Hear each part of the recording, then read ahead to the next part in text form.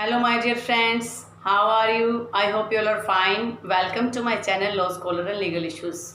I am Advocate Vanita. I am presenting here with another important topic of constitutional law. In the last previous class, we have already discussed about the various aspects of union and its territories. In today's lecture, we will discuss about citizenship. Citizenship जो है हमारे constitutional law में article 5 से 11 तक discuss किया गया है।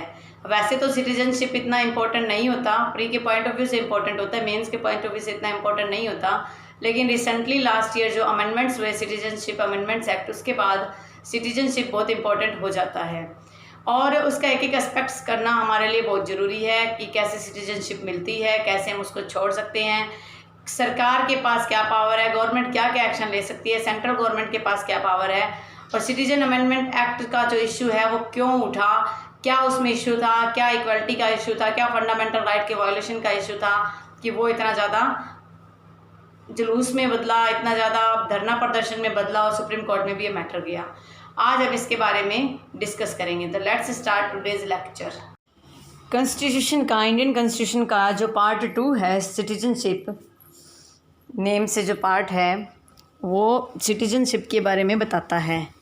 Article 5 से 11 तक का प्रोविज़न यहाँ दिया गया है। सिटीजनशिप आप किसे मानोगे? अब नॉर्मल सेंस में सिटीजन कौन होता है? सिटीजन वो व्यक्ति होता है जो किसी देश में परमानेंटली रहने वाला हो, तो उसे सिटीजन बोला जाता है। और जब उसको वहाँ का एक सर्टिफिकेशन मिल जाता है, वहाँ की उसे मान्यता मिल जाती है उस जगह की, उस देश की, तो वो उसकी सिटीजनशिप हो जाती है।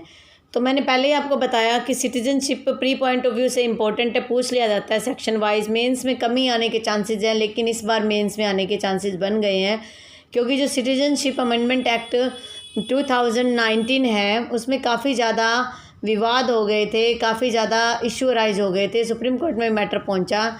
तो इस तरीके से ये इम्पोर्टेंट हो जाता है और हमें ये जानना भी ज़रूरी है कि हम सिटीजनशिप किसी भी देश की, यानी कि हमारे देश की, कैसे एक्वायर करते हैं और सिटीजनशिप कितने प्रकार की होती है, हमारे देश में उसका क्या क्या बोला जाता है, किस रूल पे है और दूसरे देश में किस रूल पे है।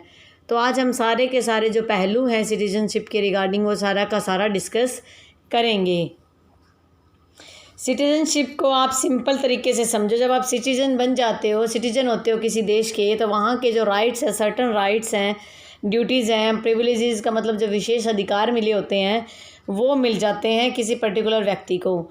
और सिटीजन है किसी स्टेट का वो होता है जो वहाँ के civil rights political rights, civil rights का मतलब है जैसे प्रॉपर्टी से रिलेटेड जो राइट्स हैं, उसके वहाँ सिविल लाइफ से जुड़ा हुआ जो सिस्टम, जैसे उसको फंडामेंटल राइट्स हो गए, या पॉलिटिकल राइट्स, इलेक्शन में पार्टिसिपेशन के जो राइट्स हैं वो मिल जाते हैं। जबकि दूसरे जो व्यक्ति होते हैं उनको वो राइट्स नहीं मिलते, उन्हें एलियंस बोला जाता है। जैसे विदेश से कोई व्यक्ति अपने देश में आता है तो उसको वो सारे राइट्स नहीं मिलेंगे। कुछ एक राइट्स हैं हमारे देश के जो हर एक व्यक्ति को मिलते हैं, चाहे वो सिटीजन हो या नॉन सिटीजन हो, लेकिन कुछ राइट्स ऐसे हैं जो सिर्फ सिटीजन को ही मिलते हैं और तभी सिटीजनशिप बहुत इम्पोर्टेंट हो जाता है। तो ऐसा नहीं कि एलियंस जो किसी दूसरे ग्रह से आते हैं उसको बोला जाता है। एलियन जो है किसी दूसरे देश के जो व्यक्ति हैं जिन्हें वो राइट्स नहीं मिले होते, तो वो सारे के सारे एलियंस काउंट होते हैं। सिटीजनशिप का मतलब होता है, सिटीजनशिप का मतलब है कि जो सिटीजन है सेल रिसीव का मतलब है हर वो चीज़ स्वीकार करेंगे, हर वो चीज़ उन्हें मिलेगी, सर्टन केयर, विशेष प्रकार की देखभाल, प्रोटेक्शन, विशेष प्रकार की सुरक्षा, फैसिलिटी, सुविधाएं। और ऑफिस का मतलब है नौकरी में या जो भी कोई ऑफिस है, जैसे प्राइम मिनिस्टर का ऑफिस है, प्रेसिडेंट का ऑफिस है, या कोई किसी गवर्नमेंट जॉब का जो ऑफिस है वो उसे मिलता है। और वो रिक्रूटमेंट के लिए, नौकरी के लिए वहाँ एलिजिबल हो जाता है, योग्य हो जाता है पब्लिक सर्विस में, सरकारी नौकरियों में, सब्जेक्टेड टू सर्टन ऑब्लिगेशन, जहाँ उसकी कुछ ऑब्लिगेशन है। ऑब्लिगेशन का मतलब है कि जो ड्यूटीज़ है उन्हें फुलफ़िल करनी पड़ती है, जैसे टैक्सेशन, टैक्स देना हमारी ड्यूटी और हमें उसे फुलफ़िल करना पड़ेगा।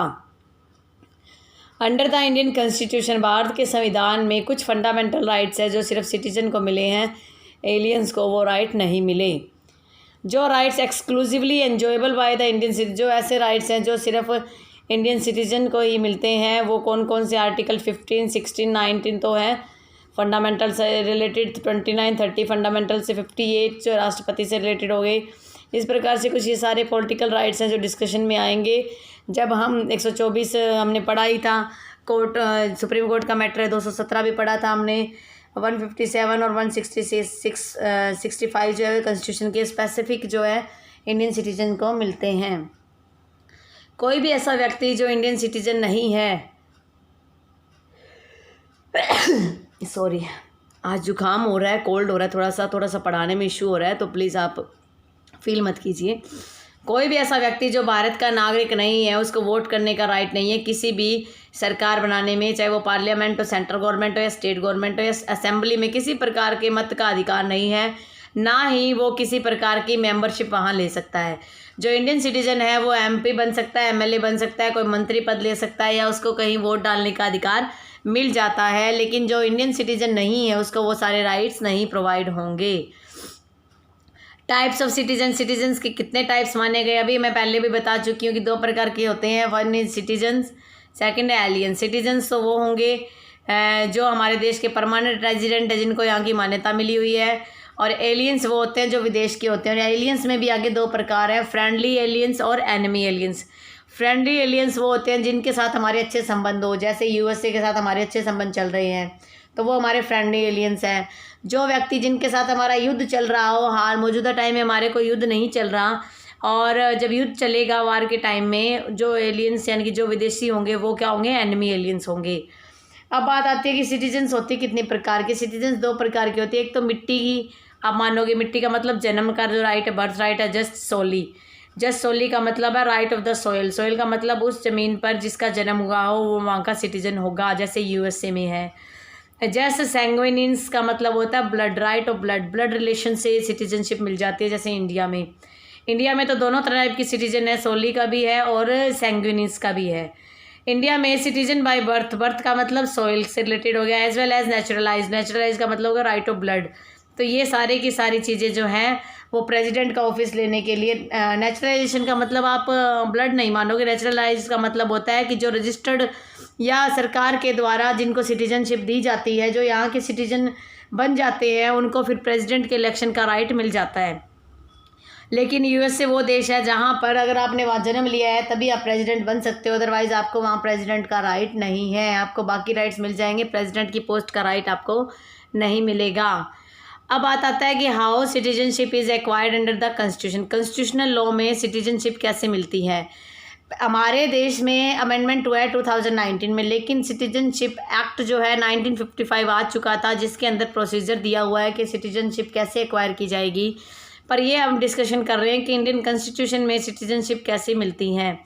The constitution does not contain extensive law on subject. Constitution law में ज़्यादा कुछ इस बारे में नहीं दिया गया कि सिटीजनशिप आपको कैसे मिलेगी। ये सिर्फ कुछ रूल्स है सिटीजनशिप के रिगार्डिंग, उसी को बताता है। ये प्रोविज़न जो है कॉन्स्टिट्यूशन के, ये बताता है कि जो क्लासेज है पर्सन की, व्यक्तियों के जो वर्ग हैं जो सिटीजन माने जाते हैं, वो जो कॉन्स्टिट्यूशन के दौरान, जब कॉन्स्टिट्यूशन का कमेंसमेंट हुआ, जब कॉन्स्टिट्यूशन एनफोर्समेंट में आया, एनफोर्स हो गया था, उसी टाइम से वो सिटीजन माने जाएंगे। एज रिगार्ड अदर थिंग्स, अगर दूसरी चीज़ों को हम समझें तो पार्लियामेंट भी लॉ के द्वारा कुछ प्रोविजंस बना रखे हैं, जिसमें कि कोई व्यक्ति को सिटीजनशिप एक्वायर करने का अधिकार है और कैसे वो टर्मिनेट होगी, वो सारा का सारा कॉन्स्टिट्यूशन में दिया गया है। Pursuant to the constitutional power, संवैधानिक शक्ति के साथ साथ 1955 में पार्लियामेंट ने एक स्पेशल एक्ट बना दिया था जिसका नाम था इंडियन सिटीजनशिप एक्ट 1955। तो सिटीजनशिप जो उसी से गवर्न होती है। आर्टिकल 5 to 8 जो है वो प्रोविजंस बताता है कि सिटीजनशिप ऑफ इंडिया जो है कैसे डिटरमाइन की जाएगी, कैसे उसे माना जाएगा, कैसे उसकी तुलना की जाएगी, वो सारा का सारा बताता है। जब हमारा कॉन्स्टिट्यूशन जिस दिन से प्रिवेल हो गया था, जिस दिन से सत्ता में आ गया था, जिस दिन से एनफोर्समेंट हो गया था 26 जनवरी 1950 से, सिटीजनशिप के जो प्रोविजंस है वो 5 से 8 तक अच्छे से डिस्कस किया गया है। जो सिटीजनशिप है वो जो है उन व्यक्तियों को किस तरीके से मिलेगी, ये कॉन्स्टिट्यूशन में कैसे बताता है वो देख लेते हैं। आज हम कॉन्स्टिट्यूशन का ही डिस्कस करेंगे, क्योंकि मेरा थोड़ा सा थ्रोट का इशू आ रहा है, थोड़ा सा जुकाम हो रहा है। अब जैसे आपके सामने ही कितनी स्नीजिंग हुई है। तो सिटीजनशिप बाय डोमिसाइल, डोमिसाइल का मतलब है जो यहाँ का रहने वाला है। आर्टिकल 5 ये बताता है कि कोई भी व्यक्ति जो निम्नलिखित 2 कंडीशन को पूरा कर देता है वो सिटीजनशिप बाय डोमिसाइल हो जाएगा। That he has a domicile in India, की उसके पास भारत का डोमिसाइल है। डोमिसाइल का मतलब यहाँ के रहने वाला व्यक्ति है वो। और ही वॉज बोर्न इंडिया, वो भारत में जन्मा हो, या उसके पेरेंट्स जो हैं भारत में जन्मे हो, या वो जो है भारत की टेरिटरी में 5 साल से लगातार भारत में रह रहे हों। डोमिसाइल जो है एक बहुत ज़रूरी एलिमेंट हो जाता है सिटीजनशिप को डिटरमाइन करने के, सिटीजनशिप को समझने के लिए, निर्धारित करने के लिए। द टर्म है डोमिसाइल, उसको कहीं भी कॉन्स्टिट्यूशन में डिफाइन नहीं किया गया।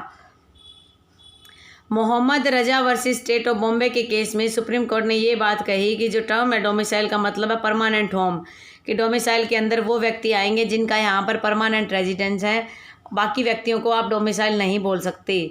लेकिन Pradeep Jain versus union of India का जो एक लैंडमार्क केस है, उसमें 1984 में सुप्रीम कोर्ट ने ये बात कह दी कि डोमिसाइल जो है किसी व्यक्ति का उस कंट्री में तब माना जाएगा या तो वह या लॉ के द्वारा उसका वहाँ परमानेंट हाउस है, तो वो परमानेंटली वहाँ रहता हो, या मान लो वो जॉब के लिए दूसरी कंट्री में चला गया लेकिन उसका वहाँ पर परमानेंट रेजिडेंस है, तब भी उसे डोमिसाइल माना जाएगा। डोमिसाइल 2 प्रकार के बताए गए हैं, डोमिसाइल ऑफ ओरिजिन, ओरिजिन और जन्म से, और उत्पत्ति से, और चॉइस से, और चॉइस से। जो फॉर्मर जो है वो बाय बर्थ मिलता है, ओरिजिन का जो डोमिसाइल बाय ओरिजिन है वो तो जन्म के साथ ही मिल जाता है, जैसे ही बच्चे का जन्म होता है वो वहीं का डोमिसाइल काउंट हो जाएगा। और जो चॉइस है, चॉइस का जो है वो उसका प्रोविज़न जो है कहीं भी नहीं दिया गया, उसको बाद में, इसका मतलब है कि जो फॉर्मर जो है वो पहले तो जन्म के साथ एक्वायर हो जाएगा, लेकिन बाद वाला जो है डोमिसाइल बाय चॉइस जो है वो उसकी इंटेंशन पे डिपेंड करता है कि वो कहाँ पर रहना चाहता है। आर्टिकल 5 जो है इंडियन कॉन्स्टिट्यूशन का, वो स्पेशली ये बताता है कि डोमिसाइल का सिर्फ एक ही व्यक्ति का एक ही डोमिसाइल होगा, और domicile in India, domicile of India. Citizenship of migrant of Pakistan, वो व्यक्ति जो पाकिस्तान से भारत में आ गए थे वो भी भारत के सिटीजन्स कहलाएंगे। आर्टिकल 5 और 6 में कुछ भी हो, उसके अलावा मार्च 1947 के बाद जो आएंगे भारत में उसको भारत का सिटीजन नहीं माना जाएगा। यानी कि पाकिस्तान से जो व्यक्ति मार्च 1947 के बाद आए उसे भारत का सिटीजनशिप नहीं दी जाएगी। एक सिटीजन डोमिसाइल से है आर्टिकल 5 में, और पाकिस्तानी माइग्रेंट टू इंडिया, और पाकिस्तानी जो है इंडिया में आ गया आर्टिकल 6 में, और वो सिटीजन ऑफ इंडिया नहीं होगा अगर वो मार्च 1947 के बाद इंडिया में आता है। कहने का मतलब है कि कट ऑफ डेट दे दी गई है मार्च 1947। मार्च 1947 से पहले जो व्यक्ति भारत में आ गए वो इंडियन सिटीजन काउंट होंगे, और जो उसके बाद में आए हैं वो इंडियन सिटीजन काउंट नहीं होंगे। परंतु एक पर्सन हुआ return to India under permit of settlement of permanent return, मान लो 1947 के बाद भी कुछ समझौते हुए, उस समझौते के तहत कुछ व्यक्ति जो है भारत में रहने के लिए आ गए तो वो भी भारत के सिटीजन काउंट होंगे। अगर वो कुछ कंडीशन है इमिग्रेशन की, पाकिस्तान से आते टाइम कुछ कंडीशन है, और वो 1948 जुलाई 1948 के बाद आए हैं आर्टिकल 6 के तहत, अगर कंडीशन को फुलफ़िल करते हैं तो वो भारत के सिटीजन माने जाएंगे। आर्टिकल 6 को आप बेयर रीडिंग भी पढ़ लीजिएगा तो आपके कंसेप्ट थोड़े क्लियर हो जाएंगे, वैसे इतना इंपॉर्टेंट नहीं है। He can get himself registered citizen of India, वह अपने आप को भारत का सिटीजन रजिस्टर्ड करवा सकता है, और जो सरकार ने नियम बनाए हैं उस नियम के तहत कोई भी पाकिस्तानी व्यक्ति भारत में रजिस्टर्ड करवा सकता है, यहाँ अगर वो यहाँ की कुछ कंडीशंस को फुलफ़िल करता है तो। Citizens of India abroad, article 8 ये कहता है कि एक व्यक्ति भारत के बाहर तो रह रहा है लेकिन उसे भी सिटीजन माना जाएगा अगर उसकी कंडीशन फुलफ़िल होती है, पहली कि वह या उसके माता पिता या उसके दादा दादी यहाँ पर जन्म लिया हो उन्होंने, या जो है वो रजिस्टर्ड सिटीजन है डिप्लोमेट के द्वारा, और कॉन्सुलर रिप्रेजेंटेटिव, इंडिया के जो रिप्रेजेंटेटिव होते हैं दूसरी कंट्रीज़ के अंदर, वहाँ पर वो व्यक्ति रजिस्टर्ड है उस जगह पर तो भी भारत के सिटीजन माने जाएंगे। कुलाथिल वर्सेस स्टेट ऑफ केरला का जो केस था 1966 का, इसमें ये बात कही गई कि जो वर्ड माइग्रेटेड है उसका मतलब है वॉलंटरी गोइंग, अपनी मर्जी से जो इंडिया से पाकिस्तान चला जाता है, चाहे वो परमानेंटली जाए या टेम्परेली जाए तो उसे माइग्रेंट बोला जाएगा। कोई भी व्यक्ति वो इंडिया का सिटीजन नहीं हो सकता आर्टिकल 5, 6 और 8 के तहत अगर वो अपनी मर्जी से किसी दूसरे देश की सिटीजनशिप ले लेता है। 5, 6 और 8 में कंडीशंस हैं कि अगर कोई व्यक्ति अपनी मर्जी से दूसरे देश में चला जाता है और वहाँ की सिटीजनशिप ले लेता है तो वहाँ पर जो है वो परमानेंट रेजिडेंट माना जाएगा, भारत का सिटीजन नहीं रहेगा। एक्विजिशन ऑफ सिटीजन आप कैसे बन सकते हो, आर्टिकल 11 जो है कॉन्स्टिट्यूशन का, उसके तहत जो 1955 का जो एक्ट पास हुआ उसमें 5 तरीके दिए गए। सिटीजनशिप बाय बर्थ, बर्थ के द्वारा जो लॉ ऑफ सॉइल है, इसमें कुछ कट ऑफ डेट है कि 26 जनवरी 1950 के बाद, और 1986 का जो एक्ट हुआ था, यानी कि जो अमेंडमेंट एक्ट हुआ था 1986 में सिटीजनशिप में एक्ट के अंदर, तो 1 जुलाई 1987 से पहले और 26 जनवरी 1950 के बाद अगर कोई भारत में बोर्न हुआ है इंडिया में तो सिटीजन माना जाएगा। उसके बाद those born in India on after, और कुछ ऐसे व्यक्ति जो 3 दिसंबर 2004 के बाद बोर्न हुए, क्योंकि यहाँ पर भी अमेंडमेंट हुआ था, तो उनके पेरेंट्स में से कोई भी, माता या पिता कोई भी अगर मान लो बोर्न होता है इंडिया में और the other not in India, और दूसरा व्यक्ति मान लो हस्बैंड वाइफ है और उनमें एक व्यक्ति भारत का रहने वाला और एक विदेशी है, और अगर वो बच्चा भारत में जन्म ले लेता है तो उसके फादर के तरफ से या मदर की तरफ से सिटीजनशिप मानी जाएगी। लेकिन कंडीशन ये है कि जो दूसरा उसका जो पार्टनर है, यानी कि पेरेंट का जो सब पार्ट माना जाएगा। जैसे फादर मदर है, तो फादर अगर इंडिया का है और मदर अगर बाहर से आई है, पर वो इलीगल माइग्रेंट नहीं होना चाहिए, वो गलत तरीके से नहीं आई हो। अगर वो गलत तरीके से नहीं आएगी तो उसके बच्चे को भारत का सिटीजन माना जाएगा। सिटीजनशिप बाय डिसेंट, डिसेंट का मतलब है सैंग्विनिन, नेचुरल सिटीजन। ये वो कंडीशन है कि जो व्यक्ति बाहर से बाहर जिन्होंने जन्म लिया है 1950 के बाद और 10 दिसंबर 1992 से पहले, और उसके माता पिता जो है भारत में ही रहते थे, तो वो इंडिया के सिटीजन माने जाएंगे। ऐसे व्यक्ति जिन्होंने बाहर जन्म लिया है 10 दिसंबर 1992 के बाद और सिटीजन माने जाएंगे इंडिया के, अगर उनके पेरेंट्स जो है उस टाइम में भारत के नागरिक थे। फिर तीसरी कंडीशन है कि 3 दिसंबर 2004 के बाद अगर बच्चे बाहर जन्म लेते हैं, उनको सिटीजन ऑफ इंडिया माना जाएगा। अगर मान लो सेंट्रल गवर्नमेंट की परमिशन के तहत 1 साल के अंदर अंदर वो यहाँ पर रजिस्टर्ड करवाते हैं। मान लो किसी ने अमेरिका में जन्म लिया और वो अब जन्म के 1 साल बाद भारत में रजिस्टर्ड करवा लेते हैं, तो भारत के सिटीजन माने जाएंगे। अब है citizenship by registration. No jus soli no sanguinis, ना तो यहाँ जन्म की बात हो रही है, ना ही जो है सैंग्विनिन का मतलब है ब्लड रिलेशन है। उस कंडीशन में किस तरीके से सिटीजनशिप मिलेगी? सेक्शन 5 जो है सिटीजनशिप अमेंडमेंट एक्ट, एक्ट का, ये सेक्शन 5 है सिटीजन एक्ट का, न कि आर्टिकल 5 है। कह रहा है कि ऐसा व्यक्ति जो भारत में जिसने जन्म, ओरिजिन तो है भारत का रेजिडेंट है, लेकिन पिछले 6 महीने से वो जो है भारत में नहीं है और उसने एप्लीकेशन लगा रखी है। इंडिया ओरिजिन है, ओरिजिनली स्टार्टिंग में इंडिया का जन्म है, लेकिन अनडिवाइडेड इंडिया से के बाद जो है बाहर चला जाता है, और ऐसे मामले में वुमन जो मैरिड होगी इंडियन सिटीजन से, वो इंडियन सिटीजन मानी जाएगी। माइनर चिल्ड्रन जो है इंडियन सिटीजन के, वो इंडियन सिटीजन माने जाएंगे। Person of full age and capacity who are citizen of Commonwealth country, Commonwealth country में कुछ कंट्रीज शामिल हैं, उन कंट्री में अगर वो रह रहा है और फुल एज उन्होंने ले ली, एक्वायर कर ली है मेजोरिटी की, तब फर्स्ट शेड्यूल के तहत उनको भी भारत का सिटीजन माना जाएगा, रजिस्टर्ड हो सकते हैं। सिटीजनशिप बाय नेचुरलाइजेशन, नेचुरलाइजेशन का सेंट्रल गवर्नमेंट क्या करेगा? एप्लीकेशन के द्वारा जो उसने बताई है, कोई भी व्यक्ति नेचुरलाइजेशन के तहत एक सर्टिफिकेट ले सकता है और वो यहाँ के लिए क्वालिफाइड हो जाएगा। तो उसके लिए क्या कंडीशन है, क्वालिफिकेशन क्या है कि he must not be subject और सिटीजन, की किसी दूसरे देश का वो सिटीजन नहीं होना चाहिए, उसे दूसरे देश की सिटीजनशिप को छोड़ दिया है, और वो या 12 महीने से गवर्नमेंट की सर्विस में है, या पिछले 7 सालों में वो 12 महीने जो है वो भारत में रहा है, और लास्ट के जो 4 साल हैं उससे कम का सर्विस में अगर वो नहीं है, फिर भी वो अगर 12 महीना रहा है तो रेजिडेंट माना जाएगा उसका। और उसका करैक्टर गुड होना चाहिए। ऑथ ऑफ एलिजेंसी, उसे एक शपथ पत्र देना पड़ेगा, और उसे भारत के देश की जो लैंग्वेज है उसकी अच्छे से ज्ञान होना चाहिए, और उसकी इंटेंशन भी होनी चाहिए कि वो नेचुरलाइजेशन के बाद वो भारत में ही रहेगा। Citizenship by incorporation of territory of India.